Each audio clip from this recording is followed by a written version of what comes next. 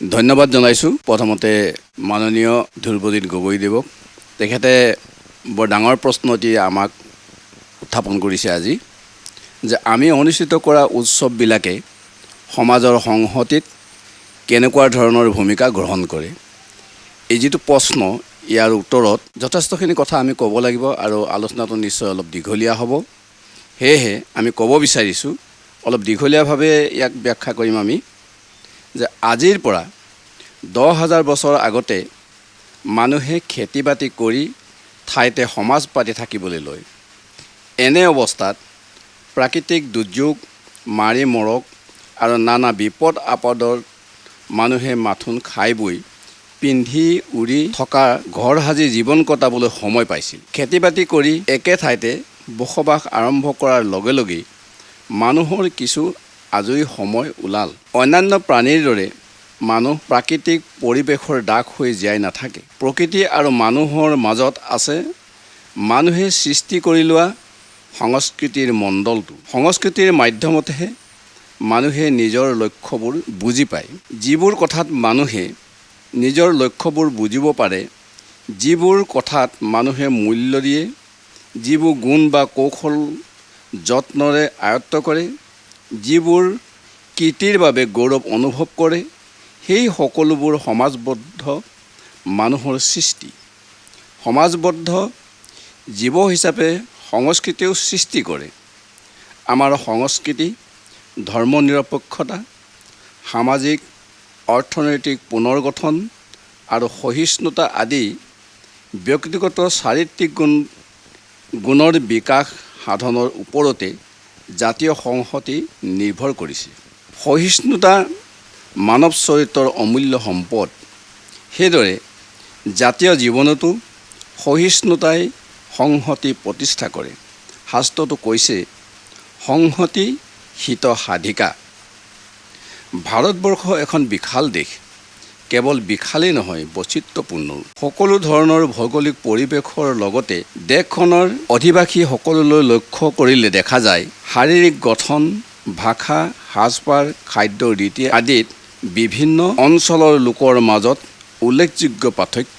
এই পাৰ্থক্যৰ মাজতো ভাৰতৰ মানুহে অতীত কালৰ পৰা নিজৰ চিনাকি ভাৰতীয় বুলিহে দি আহিছে। অন্য সৰু সৰু বিভাগবিলাকেৰে নিদি অসমৰ বৈষ্ণৱ কবিসকলেও নিজক ভাৰতীয় বুলিহে চিনাকি দিছিল। ধন্য ধন্য কলিকাল, ধন্য নৰতনভাল, ধন্য ধন্য ভাৰতবৰ্ষে।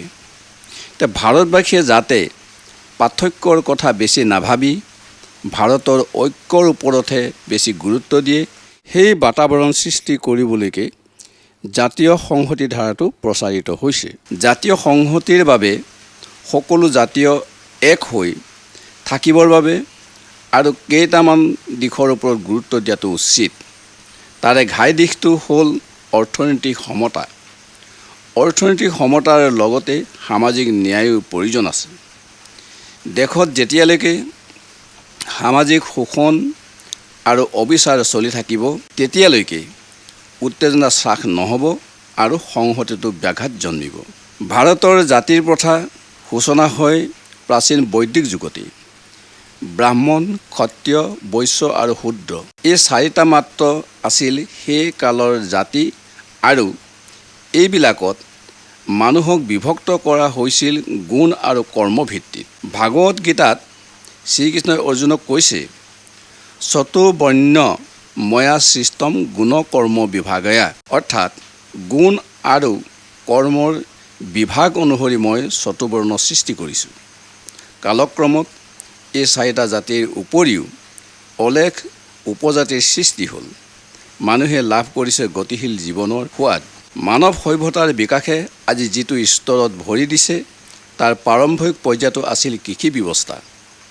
কৃষি ব্যৱস্থাৰ অগ্ৰগতিৰ লগে লগে সমাজৰো বিকাশ হ'ল। প্ৰথমবাৰৰ বাবে মানৱ সমাজত বিভক্ত হ'ল মালিক বা সামন্ত, জমিদাৰ আৰু শ্ৰমিক বা দাস, এই দুটা শ্ৰেণীত। সাম্প্ৰতিক সমাজৰ আটাইতকৈ শোষিত শ্ৰেণী দুটা হৈছে কৃষক আৰু শ্ৰমিক শ্ৰেণী। দুয়োটা শ্ৰেণীক পৃথক পৃথককৈ চিনাক্ত কৰাটো অসুবিধা। গতিকে দুয়োটা শ্ৰেণীৰে মূল সমস্যাও একেবোৰেই। যুদ্ধ বিগ্ৰহ, বিপ্লৱ আৰু শোষণ দমনেৰে জৰ্জৰিত পৃথিৱীত ধনী শ্ৰেণীৰ চৰম নিলিপ্ততা আৰু দুখীয়াৰ ভাগ্যৰ ওপৰত অসহায় আত্মসমৰ্পণে পংগু কৰি পেলোৱা সমাজত আন্তঃৰাষ্ট্ৰীয় নীতি আৰু সিদ্ধান্তবোৰ স্বাৰ্থজড়িত উদ্দেশ্য আৰু প্ৰলোভনৰ দ্বাৰা পৰিচালিত। অন্যায়, শোষণ, দমন আৰু আত্মকেন্দ্ৰিকতাই মানৱ সমাজত প্ৰাধান্য লাভ কৰিছে। ভাত ৰুটি আমি বিচাৰোঁ, লগে লগে বিচাৰোঁ দুৰন্ত স্বাধীনতা, যি আগুৱাই লৈ যাব মানৱিক বিকাশ। যুদ্ধৰ বিভীষিকা, শোষণৰ যন্ত্ৰণা, অসাম্যৰ বিষ বাষ্প, যি অৱহমান কালৰ পৰা পৃথিৱীৰ বুকুত জীয়াই ৰাখিব বিচাৰে, আজি মানৱ সভ্যতাৰ যুদ্ধ সেই অৱক্ৰ শ্ৰেণীৰ সভ্যতাৰ বিৰুদ্ধে। লিখক পাৰ্লো নেডাই কৈছে, আমি কোনো যাদু বিধ্বস্ত আত্মা নহওঁ, যি আত্মা কোনো অন্ধকাৰ দ্বীপলৈ ঘূৰি যাব। আমি হ'লো এক যুক্তিবাহী সমাজ ব্যৱস্থাৰ তৈয়াৰ কৰা যোদ্ধা আৰু এক অজেয় আত্মলব্ধিৰ সূতা। সেয়ে আমাৰ সৃষ্টি আৰু সংগ্ৰাম এক গঠনমূলক শক্তিৰ সন্মিলিত অংশ। কবি নাজিম হিকমতে স্বপ্ন দেখিছিল, প্ৰিয়তমা মোৰ, নিশ্চয়কৈ জানি থোৱা এই সুন্দৰ দেশত স্বাধীনতা মনৰ সুখতে ঘূৰিব ফুৰিব, মলিন পোছাক গাত পিন্ধিব, মজদুৰৰ পোছাক পিন্ধি ঘূৰি ফুৰিব। জুম বান্ধি নৃত্য কৰাৰ প্ৰয়োজনে শ্ৰমৰ ক্ৰান্তিকক সহজ কৰি লোৱাৰ কাৰণে ধ্বনি প্ৰধান সংগীতৰ সৃষ্টি হয়। সংগ্ৰাম মুখৰিত মানৱ ইতিহাসৰ আখৰে আখৰে তাৰ ৰোধন ৰাগিনী চন্দিত হয়। লোকশিল্প, লোকসংগীত, লোকগাথা সেই ধাৰা বংশ পৰম্পৰাতেই প্ৰৱাহিত হৈ থাকে। কৃষক জনতাৰ মুখে মুখে ৰচিত লোকগাথাত বিচাৰি পোৱা যায় বন্দী মানৱতাৰ সংগ্ৰামৰ বহু নিদৰ্শন। মোৰ সন্তান যেন থাকে দুধে ভাতে ইত্যাদি। যিসকল লোকে বাহিৰৰ পৃথিৱীত স্বচ্ছল জীৱন যাপন কৰিছে, তেওঁলোকে নিজৰ দেশৰ তথা ৰাইজৰ জাতীয় সংস্কৃতি তথা ঐতিহ্যৰ অৱনতি আৰু সমাজৰ নৈতিক অৱক্ষয়ৰ কাৰণে পৰিচয় হেৰুৱাৰ ভয়ত নিজ দেশ তথা ৰাইজৰ ভাষা সংস্কৃতি তথা জাতীয় অস্তিত্ব ৰক্ষাৰ প্ৰতি ব্যগ্ৰ হৈ পৰিছে। নিজৰ দেশৰ তথা জাতিৰ অস্তিত্বৰ প্ৰতি ভাবুকি সৃষ্টি হোৱাৰ লগে লগে তেওঁলোক শংকিত হৈ পৰিছে। সামাজিক মৰ্যাদা হেৰুৱাৰ ভয়ত এখন সমাজত যিমান বেলেগ বেলেগ ধৰণৰ মতামত, দৃষ্টিভংগী আৰু প্ৰবৃত্তি থকা মানুহ থাকে, সেইখন সমাজৰ ব্যক্তিও সিমানে সজাগ আৰু সচেতন হয়। দুখ, দৈন্য, লাঞ্ছনা, অপমান, ভুল ভ্ৰান্তিৰ ব্যৰ্থতা, হতাশাৰ মাজেদি সৎ আৰু সুন্দৰ জীৱন গঢ়িবলৈ সমাজবদ্ধ মানুহে অহৰহ সংগ্ৰাম কৰি আহিছে। নানান ঐতিহাসিক, সামাজিক আৰু সাংস্কৃতিক বিকাশৰ পটভূমিত একোটা সম্প্ৰদায় গঢ় লৈ উঠে। ধৰ্মীয় আচাৰ আচৰণ, খোৱা লোৱা, পিন্ধা উৰা আদি সাংস্কৃতিক ৰূপৰ মাধ্যমেদি প্ৰকাশ পায় সম্প্ৰদায় একোটিৰ পৰিচয়। নিজৰ জাতি বা ধৰ্মক আন জাতি বা ধৰ্মতকৈ উচ্চ বুলি বা সুসভ্য বুলি বৰ্ণনা কৰা হাবিয়াসৰ পৰা সাম্প্ৰদায়িক চেতনা উদ্ভৱ হয় আৰু অন্য ধৰ্মৰ মানুহক সহযোগী হিচাপে গণ্য কৰিবলৈ নিশিকায়। সাম্প্ৰদায়িক ধ্যান ধাৰণা প্ৰচাৰ কৰাসকলে সমাজত উদাৰ মানৱতাবোধ প্ৰসাৰৰ পৰিৱৰ্তে ঘৃণা আৰু বিদ্বেষ বিয়পাই দি সমাজত সংহতি বিনষ্ট কৰাত অৰিহণা যোগায়। মানুহ, ধৰ্মীয় ৰীতি নীতি, লৌকিক আচাৰ অনুষ্ঠান, লোকবিশ্বাস, খাদ্য, সাজপাৰ, শিল্পকলা আদি হ'ল সংস্কৃতিৰ উপাদান। এনেবোৰ উপাদানৰ ভিতৰত উৎসৱো অন্যতম। উৎসৱ হ'ল কোনো বীৰত্ব ব্যঞ্জক, গৌৰৱপূৰ্ণ বা তৃপ্তিদায়ক ঘটনাৰ উপলক্ষে আনন্দ প্ৰকাশৰ অৰ্থে কৰা সমূহীয়া কৰ্ম। আদিম যুগত মানুহে জীৱ জন্তু চিকাৰ কৰি আনি নানা নৃত্য গীতেৰে উৎসৱ পাতি আনন্দ উপভোগ কৰিছিল। যদিও কৃষিজীৱী লোকে বছৰত কৃষি কৰ্মৰ আৰম্ভণিতে বা খেতি চপোৱাৰ পিছত ৰং ৰহস্যৰে উৎসৱ পালন কৰিছিল, কৃষি জীৱনৰ দৰে মানুহৰ ধৰ্মীয় জীৱনৰ লগতো ভালেমান উৎসৱ অনুষ্ঠান জড়িত আছে। হিন্দুসকলে দুৰ্গা পূজা, শিৱৰাত্ৰি, দৌল যাত্ৰা, ৰাস যাত্ৰা আদি উলহ মালহেৰে উৎসৱ পাতে। মুছলমানসকলে ঈদ, মহৰম, খ্ৰীষ্টানসকলে বৰদিন, গুড ফ্ৰাইডে ইত্যাদি বিভিন্ন ধৰ্মাৱলম্বী লোকসকলে বিভিন্ন ধৰণৰ উৎসৱ পাতে। এই উৎসৱথলীত নানা ঠাইৰ নানা ধৰ্মাৱলম্বী লোকসকল গোট খায়। তেতিয়া সেই মানুহবোৰৰ মাজত কথা বাৰ্তাৰ মাজেদি ভাৱৰ আদান প্ৰদান হোৱাৰ উপৰিও মানুহৰ মাজত সংহতি আৰু সম্প্ৰীতিৰ স্থাপনতো সহায় কৰে। আজিকালি অনুষ্ঠিত হোৱা যুৱ মহোৎসৱ, ক্ৰীড়া মহোৎসৱ ইত্যাদি বিভিন্ন উৎসৱে বিভিন্ন ঠাই আৰু বিভিন্ন দেশৰ মানুহৰ মাজত সম্প্ৰীতিৰ স্থাপনত সহায় কৰিছে। ভাৰতৰ সকলো অঞ্চলৰ মানুহে স্বাধীনতা দিৱস, শিশু দিৱস, শিক্ষক দিৱস, গান্ধী জয়ন্তী আদি উৎসৱবোৰ জাতি ধৰ্ম নিৰ্বিশেষে পালন কৰে। এই উৎসৱবোৰ পালনৰ জৰিয়তে ভাৰতৰ মানুহৰ মাজত জাতীয় সংহতিৰ বিকাশত সহায়ক হৈছে। ভাৰতৰ উত্তৰ পূৰ্বাঞ্চলত অৱস্থিত অসম বহু জনগোষ্ঠীৰ মিলনভূমি। এই জনগোষ্ঠী সম্ভূত গোষ্ঠীগত বিভিন্নতা থাকিলেও ইয়াৰ ভৌগোলিক তথা প্ৰাকৃতিক পৰিৱেশে ইয়াৰ মানুহক এক স্বতন্ত্ৰতা দিছে আৰু এটা ঐক্যভাৱৰ সৃষ্টি কৰিছে। অসমৰ জনসৃষ্টিত সংখ্যাগৰিষ্ঠ হিন্দুসকলৰ উপৰিও মুছলমান, খ্ৰীষ্টান আৰু বৌদ্ধধৰ্মী লোক যিদৰে আছে, সেইদৰে আছে বিভিন্ন জনজাতীয় ধৰ্মীয় পৰম্পৰাৰ লোক। ইয়াত অসমীয়া ভাষী লোকৰ সংখ্যাই সৰ্ববৃহৎ যদিও ইয়াৰ পাহাৰে ভৈয়ামে বিবিধ জনজাতীয় ভাষাভাষী সৰু বৰ গোষ্ঠীও আছে। প্ৰত্যেক জাতিয়ে সমূহীয়াভাৱে বছৰৰ একোটা নিৰ্দিষ্ট সময়ত পালন কৰা লোক উৎসৱকে জাতীয় উৎসৱ বোলা হয়। নদী মাতৃকা অসমৰ সমূহ কৃষিজীৱী জনগোষ্ঠীয়ে পালন কৰা জাতীয় উৎসৱ হ'ল বিহু। বিহু যেনেকৈ ৰং আনন্দৰ উৎসৱ, ঠিক তেনেকৈ ই বৃহত্তৰ অসমীয়া সমাজৰ ঐক্য আৰু সংহতিৰ ধাৰক আৰু বাহক।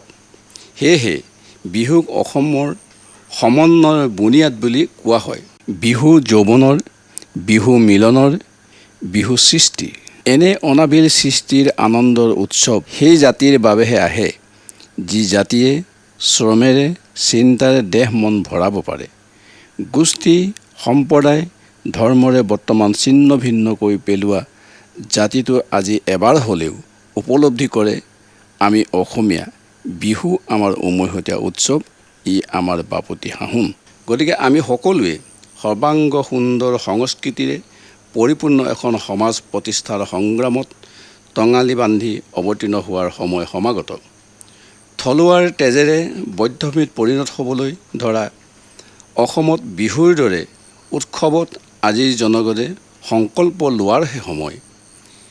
এই মাটিৰ পৃথিৱী স্বৰ্গতকৈও সুখৰ হ'ব পাৰে যদি হিংসা, দেশ, কপট, খিয়লা খিয়লি এৰি মানুহে মিলন মৈত্ৰীৰ সাধনা কৰে। ত্যাগ আৰু ক্ষমাৰ মহান প্ৰেৰণাহে উৎসৱৰ ঘাই লক্ষ্য হ'ব লাগে।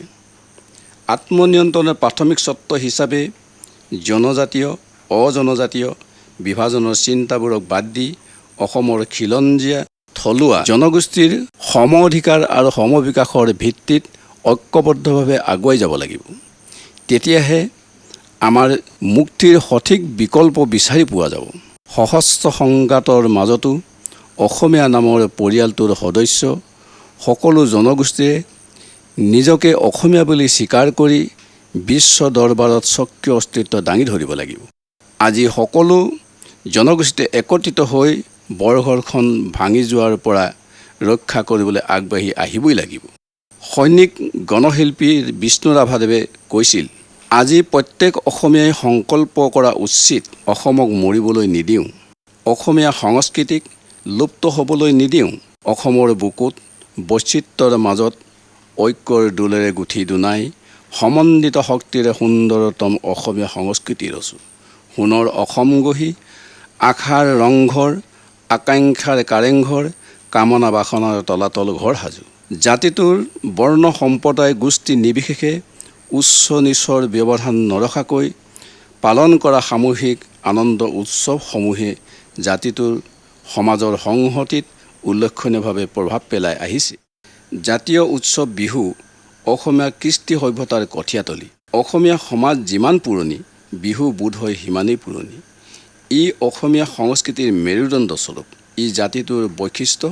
সেয়েহে জাতীয় উৎসৱসমূহৰ জৰিয়তে এই উৎসৱৰ থলীতে প্ৰতিজ্ঞা কৰোঁ আহক আমাৰ দেশৰ সম্পদৰ ওপৰত অধিকাৰ প্ৰতিষ্ঠা কৰিবলৈ, আমাৰ নিজৰ মাজত সকলো দ্বন্দ্ব শান্তিপূৰ্ণ মীমাংসা কৰি এক বৃহৎ ঐক্য গঢ়ি তুলি আমাৰ দেশতেই বিশ্বজোৰা সাম্ৰাজ্য আধিপত্য গঢ়ি তোলা বৃহৎ পুঁজিপতিক অনাগত শতিকাটোতে আমি কবৰ দিবলৈ।